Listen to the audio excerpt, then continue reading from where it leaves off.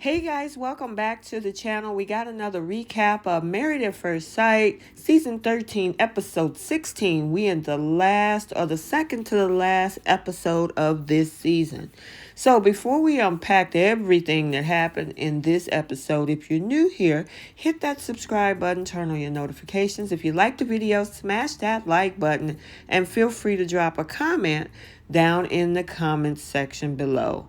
So, yeah, things are wrapping up and we're getting down to the finale. People are having second thoughts. People are solid in their decision. And it was just crazy, crazy this episode. So, let's start off with Brett and Ryan. So, we saw that Ryan met with his friend on the tennis court. The friend was saying that, he need to work on his lack of communication. One thing I did hear Ryan said that usually in a relationship, he can point out the issues, but I guess he couldn't really point out any significant issues except the fact that he did not have a connection or feelings that he was waiting on to happen. Was this the ideal situation? His friend asked him. He really didn't give an answer. Again, his communication. So then we also had where Brett gave a conversation in regards to Ryan moving out. He even took the coffee maker with him. Him and his coffee maker walked out. Or I should say their coffee maker. She packed stuff, but he just, I guess, disappeared. She had no idea where he went. But she talked a lot about the fact that he cannot take responsibility for himself. She said that she put in most of the work. He didn't. And it was like, dang, what did you expect from this? And again, this whole conversation that they had, she hadn't even seen him by the time that they met up at the couple's pool get together thing. This was her first time seeing him since he moved out. It was kind of awkward, but I thought it was pretty interesting that, Brett said that she would say no due to the lack of respect. And then in regards to saying yes, if things would have been different, which we know that wasn't going to happen. And then in regards to Ryan, again, him waiting for that feeling. And he said, I was being honest with myself. Okay, fine. It's over between you two. It's a wrap. I will say he tried to make some amends by showing back up at the end of the episode, trying to give some sort of an apology. And just by her saying, yep, okay, cool, fine, whatever, he was like relieved that they, I guess, left on good terms in his head. Whatever. He wants to be done with this. He was done with this probably after the wedding night because he just did not build a connection with her. And he also didn't communicate well about the fact that he didn't have a connection with her. He basically was being passive aggressive from his actions, from what we saw in regards to her just basically saying, you know what, I guess him being distant is telling me that he's not interested, instead of Ryan actually vocalizing the fact that he wasn't interested. But she knew. They made it look like she was waiting for him to say these things to her, but she knew. You could tell when when a person does not have a connection with you, and Brett just wasn't there. I mean, he's probably on looking to the next opportunity. They have to, of course, get through decision day, but it is what it is. And, it's just like they've just been passing through time, just something to watch. I mean, he definitely kept it mellow and low key, but he's out of there. And, even at the end, he was saying, oh, I'm thankful that, she didn't have bad blood and she kind of forgive me. And in her regard, it's like, okay, it's over. It's over. Okay, let's talk about Jose and Rachel. So I thought it started out really cute when they were in the bed and they were talking about how they would actually take a bullet for each other. That's where we have gotten to now, out of all of everything else with the exes and the screaming and locking people out, right? So Rachel met with her friend Larice. And, Larice was asking her how it's going. She said that Jose seems to be a sweet soul. This is Rachel. She feels nurtured. She's worried about the consistency on him being able to be a person that listens. She's worried about another blow up. Is it going to take him however amount of time to apologize? Now, Rachel did give him props for working on things by using note cards that he had to show growth. The friend said that the note cards was trash. Now, maybe that don't work for her, but if it's something that you utilize as a tool to make yourself better, whether it's note cards, whether it's affirmations, whether it's meditation, whatever it is, if it works, it works. Doesn't work for everybody. So I wouldn't knock it so much with the note cards, but if it's helping him get better, let it happen. So then what we also had with Jose and Rachel is that Jose met with his friend Emmanuel. They talked about the pressure that he had before the wedding and whether he still had pressure now. And he said it's been one hell of a ride. The pros that Jose said is the fact that they've been able to overcome things. Things in their relationship has been reciprocal. What he is worried about is whether she can be faithful, because we've had the situations with this ex that she said didn't happen. Nothing happened with him, but she went to stay with him the night that he locked her out. And then she mentioned that she cheated on somebody in the past. So that's in the back of his mind. The communication he has an issue with. And then, like I said, they're worried about whether or not, he's saying that maybe, he's been working on growth in regards to how, he communicate with her and work through things. But those are the biggest things that, he's concerned about. Now, Jose, again, when the couples meet up, said that his thing was communication. And then, of course, we had her pretty much said that it really hasn't been too much, and she just passed the microphone off to somebody else in the group. So we didn't really hear too much from her.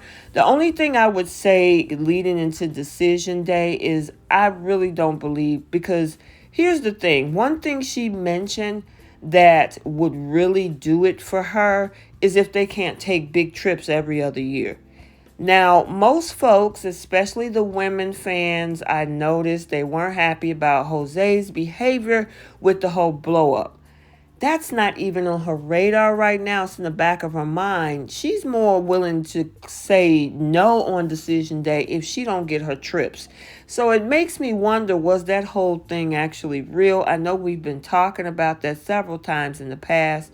Some folks on social media, I was in a thread yesterday where they were saying maybe that was all staged because you had a production team there. Out of all of the people she could have called to go home with, you end up at the X instead of production putting you up somewhere or calling friends or family. It's just all so weird with that whole blow up that they had on screen with production there. So I'm surprised that, if it was real, wouldn't be the major thing in the back of her mind versus, oh, if we don't take a trip every other year, then I'm going to say no on decision day. It just doesn't make sense.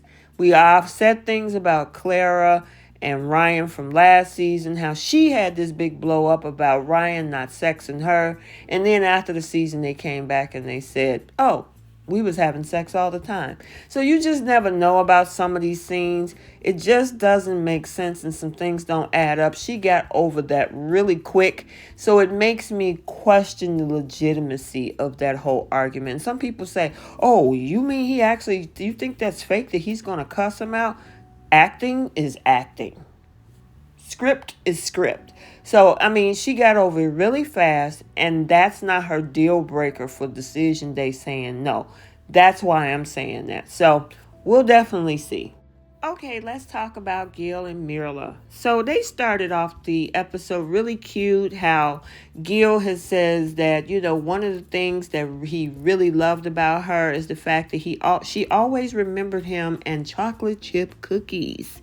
So she was actually baking cookies for her husband. So he absolutely loved that. Now she did have a conversation with her friend Kiana, and Kiana was wondering what was going on and what type of person that he was. She asked about whether or not he has been overbearing or anything like that. Mirla said that, he's very patient, which is a benefit. The only thing that she have a concern with is the finances. He really hasn't been established in his career as a fireman. They have a lot of social economic differences, and she doesn't want to change her lifestyle because obviously it seems as if she's made the money, she's managed her money, and she spends her money. Whereas he doesn't care about any of that. He cares about simple living. And her thing is designer this, designer that, and then he also calls her a brat, which I think that, can get kind of tiring after a while. I mean, they have been pretty much, she's been taking it in stride, and her response is like, I hear you. And some of the other phrases that I received that in previous episodes. But she's definitely being patient, but it seems like he's losing his patience. So, this is what I have to say about their relationship. Honestly, if you took the finances issue away from these two, I think they would actually be perfect together. I mean, they have so much fun together. They have affection for each other. I would believe that there would be a growing passion for each other. But because they're on two social economic levels, that is the problem. And I mean, the thing is that she does care about designer everything. Whereas, Gil wants the simplistic life. He doesn't care about any of that. He came from, you know, um, a life where it was meager income, and at this point he just got the fireman's job, but he said he makes enough money to take care of both of them, but after they pay everything, there's nothing left. And of course his savings was an issue. And this is also a conversation that he had with his mom.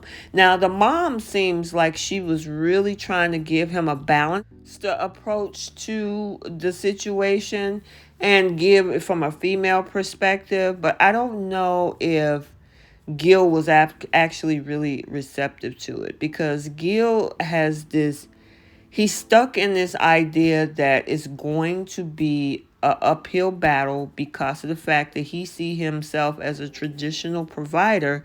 It's just that at the means that Mirla is accustomed to, can he actually meet that? And I know that when they met with everybody, he brought that up again about Mirla's living life like a single person and not really wanting to change her lifestyle. And he called it selfish. So I honestly think that maybe he needs to curve back on the accusations. This is something that she's accustomed to. I just think that they're ill matched in that area. Now, do I think this is something that they can work through?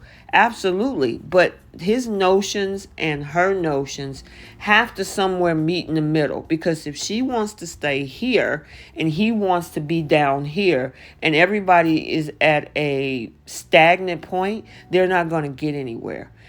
Somewhere along the line, how do they meet in the middle? And if they can't, this could be a deal breaker at decision day, because she's going to be wherever she is. She's made the money, she's managed the money, she knows how to spend it without going broke. It is what it is. The question is he able to deal with that?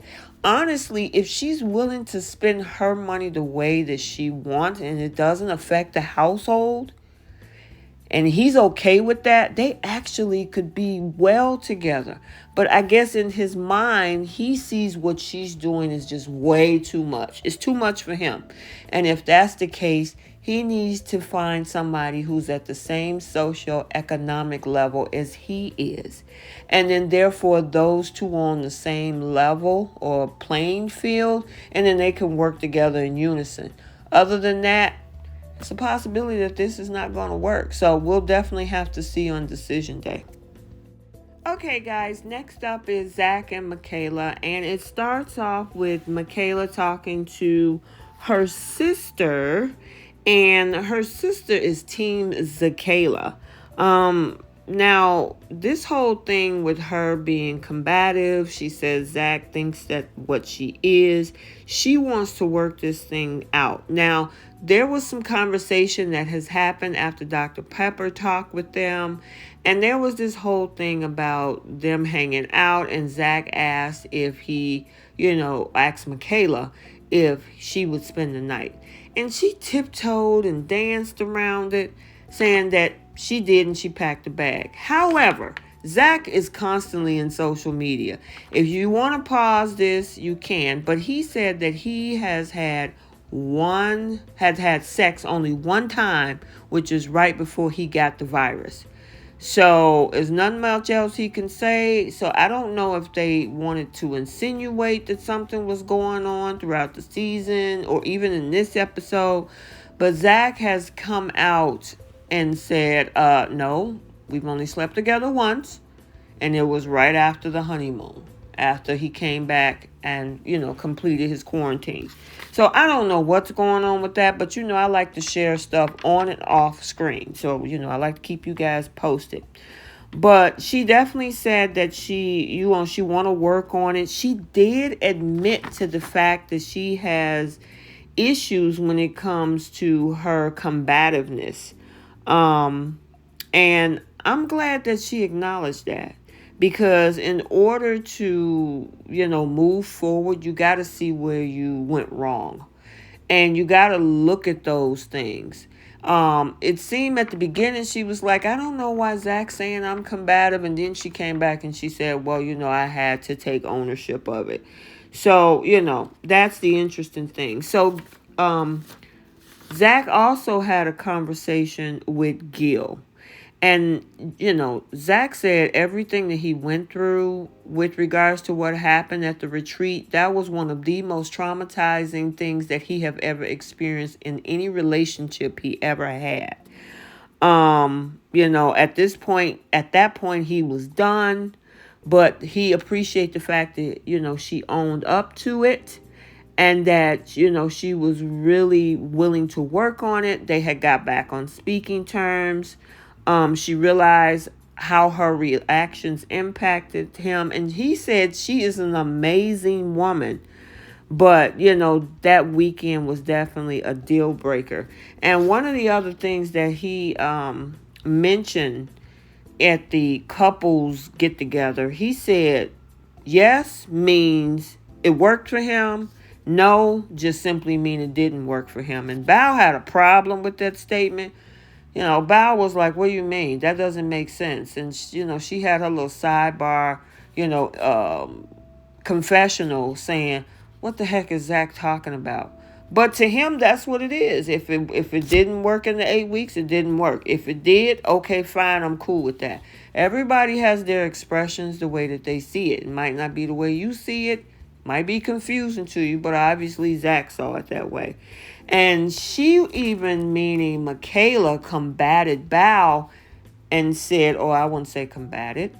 I would say she interject and said no means rejection to her. So she understands why Zach is saying what he's saying. But obviously it still didn't make sense to Bao. But it is what it is, But at the end of this, I really, truly think that if it wasn't from the start of this whole thing with Michaela and him taking out the dog, and I don't know if you want to go back several episodes where, again, Zach is in social media saying that she knew the night before, she got a text the morning of. So I don't know if this was all, you just don't know. But her reactions was definitely starting from that point, and it went downhill ever since. And of course it escalated to what happened at the retreat. And, at this point, it's just been crazy. It seems like these two have been having sidebar behind the scenes conversation about things, and then one person come on camera and then it's a totally different story. And usually that's on the side of Michaela, where she's like, we saw what happened. Like, what do you mean? Date after if we decide to get a divorce, date without the cameras.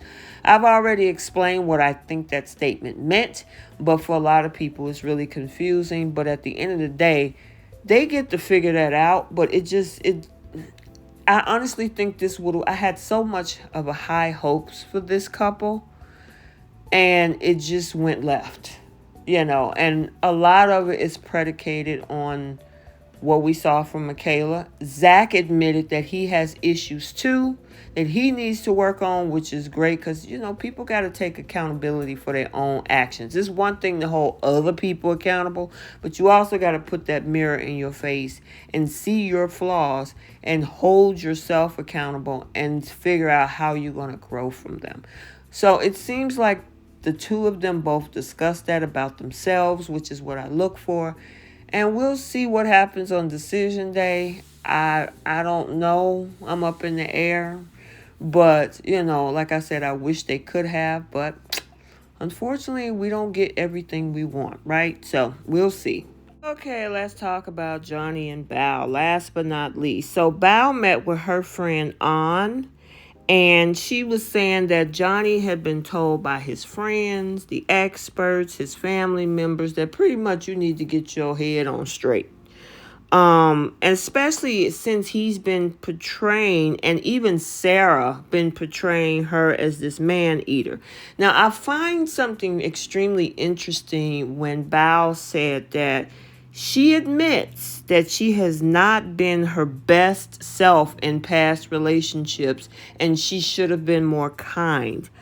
That's interesting because, I'm wondering, when we were talking about Sarah last week and on Unfiltered, all the stuff that was saying about she's been engaged 3 times and those relationships ended, they were broken, or whatever the situation is. Maybe she's now acknowledging the fact of what she sees in herself. Now, I got to give that to her because she admitted to it, so they kind of put some of the pieces together. Now, I don't know what Johnny's talking about all this stuff going on behind the scenes and that she's one way, because they replayed that clip, that she's one way on camera, off camera, whatever. We'll never know. But the thing is, they did have dinner together and she actually looked really pretty with all that bling on. I'm like, look at her. She's gorgeous. But, I mean, if the connection is not there, the connection is not there. I mean, he met with his friends, Jarek and Key, said that pretty much Sarah messed his head up. It went south after the honeymoon. He saw red flags with her being giddy, acting like a kid, being two-faced, as I mentioned before, on screen and off screen. But now he's trying to sort through his feelings. His friend said he looked distraught. But one of his other friends said that he got this vision in his head that is unlikely because he's not willing to compromise. And honestly, we've been saying that for the last several weeks. Even, Pastor Cal said you need to put to rest that image in your head because that person do not exist. But, it's just interesting that I honestly think these two could have worked. But what he's thinking in his head and what his expectations is for her to be is unrealistic. Now, we cannot say 100% that there's some things that he's been seeing when the cameras are off, okay? But what we have been seeing is her being really mild, her being really patient, her,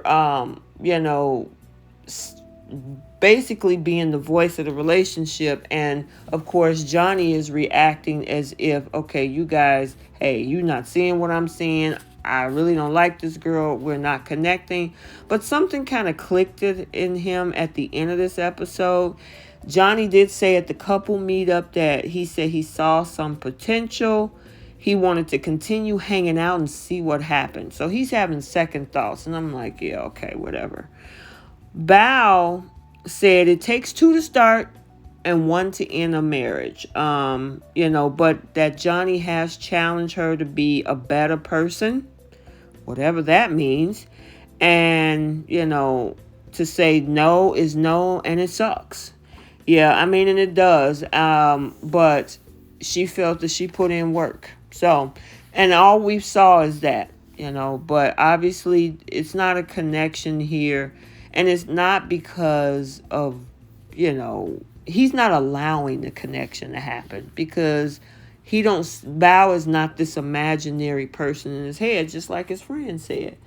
um she wants to be, again, she said this at the couples retreat, that she wants to be more kind than she has been in her past relationships. So for her to reiterate that twice, there's something obviously that we're not seeing. Because if she admitted to, her not being as a kind person in her previous relationships, and she's also mentioning that she could have been, a better person in her previous relationships. Who knows what that means? But that still doesn't absolve Johnny of his behavior in this experiment. It's one thing for us not to see what she's doing. She's admitting to some things that has happened in the past. But Johnny, we're also seeing things that you're doing right now.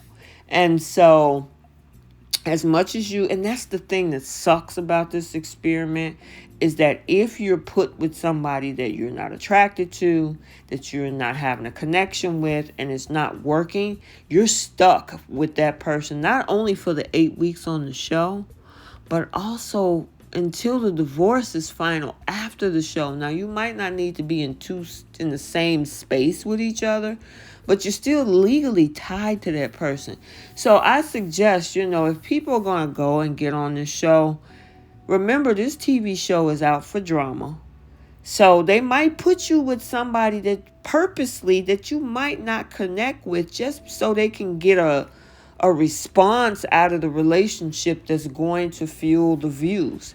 We've had great couples that come out of them. I think at least 9 or 10 couples over this past 13 seasons, 12 seasons. But at the end of the day, if you sign up for something like this sight unseen, there's a chance that they might put you with somebody that you are not compatible with, attractive to.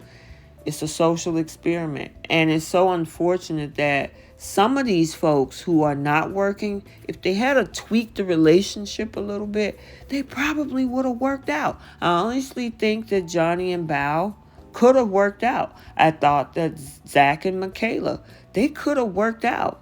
Same thing with Gil and Mirla. Definitely. Now, I wouldn't say Brett and Ryan, because there's so many differences there.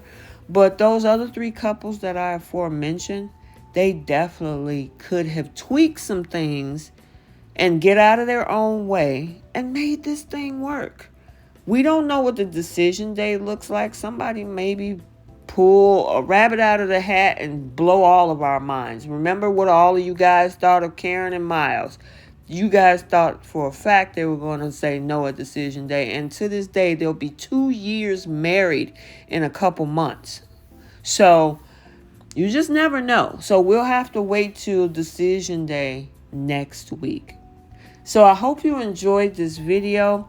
Like, comment, and subscribe. I'm looking forward to after the season so I can keep you guys posted on, because Zach is ready to talk. So we'll definitely have some dialogue about it. But until the next video, we'll see you next time.